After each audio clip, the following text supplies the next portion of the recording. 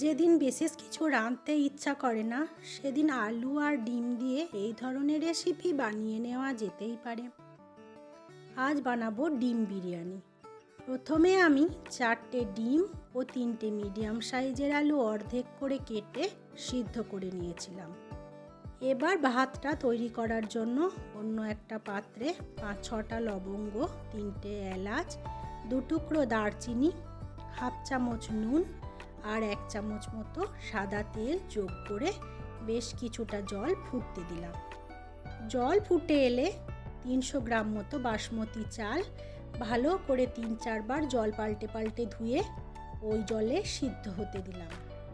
ভাতটা তৈরি হতে হতে আমি একটা ছোট বাটিতে অল্প কুসুম গরম দুধে সামান্য জাফরান আর 1 চামচ গোলাপ জল, 1 চামচ কেওড়া জল আর 2 ফোঁটা মতো মিঠা আতর নিয়ে মিশিয়ে রেখেছিলাম। এবার ভাতটা 80% মতো সিদ্ধ করে মাঠটা ছড়িয়ে নিলাম। উপর থেকে কিছুটা ঠান্ডা জল দিলে ভাতটা গায়ে গায়ে লেগে যাবে না। এবার কড়াইয়ে তেল দিয়ে প্রথমে নুন হলুদ মাখানো ডিমগুলো ভালো করে ভেজে নিলাম। এরপর ওই তেলেই আলুগুলোও বেশ ভালো করে উল্টে পাল্টে ভেজে নিলাম।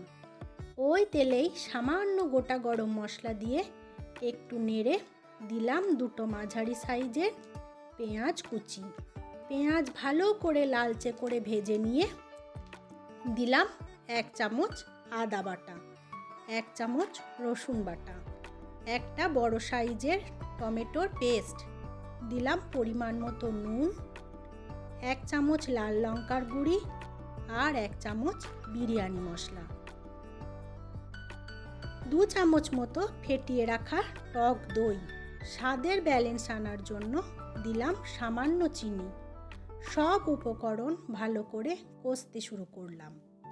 মশলা বেশ ভালো করে কষিয়ে যখন মশলা থেকে তেল ছাড়তে শুরু করবে তখন দিলাম ভেজে রাখা আলু আর ডিম।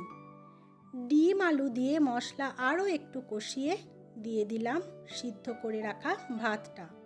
ভাতটা বেশ সুন্দর করে চাড়িয়ে নিয়ে উপরে দিলাম 1 চামচ বিরিয়ানি মশলা, 2 চামচ মতো ঘি আর আগে থেকে গুলে রাখা জাফরান, গোলাপ জল আর কেওড়া জল মেশানো দুধটা।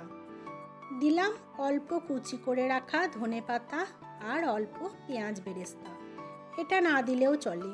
সব কিছু দিয়ে গ্যাসের ফ্লেমটা লোতে রেখে ঢাকনা চাপা দিয়ে দিলাম। কড়াইয়ের ঢাকনাটায় একটা লবঙ্গ আটকে দিলাম যাতে ভাপটা বেরিয়ে না যায়। 5 মিনিট মতো রেখে গ্যাসটা বন্ধ করে স্ট্যান্ডিং টাইমে রেখেছিলাম। আধ ঘন্টা পর ঢাকা খুলে সার্ভ করলাম ডিম আলুর দম বিরিয়ানি।